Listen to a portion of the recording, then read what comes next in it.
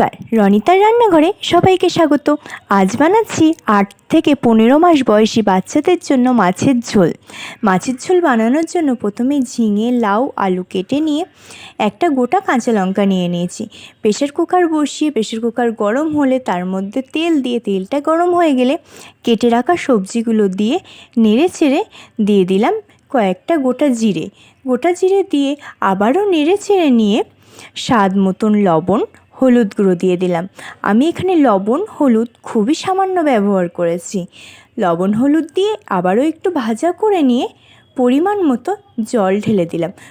জল দিয়ে আগে থেকে ভেজে রাখা একটা মাছ দিয়ে একটা গোটা কাঁচা লঙ্কা দিয়ে প্রেশার কুকারটা বন্ধ করে 2টো সিটি দিয়ে নামিয়ে নিলে রেডি বাচ্চাদের স্বাস্থ্যকর মাছের ঝোল। রান্নার ভিডিওটা ভালো লাগলে লাইক, কমেন্ট, শেয়ার করে পাশে থাকবেন। ইউটিউব থেকে দেখলে পেজটি সাবস্ক্রাইব করে দেবেন। ভালো থাকবেন, সুস্থ থাকবেন। আবার আসবো পরের একটি রান্নার ভিডিও নিয়ে। ধন্যবাদ।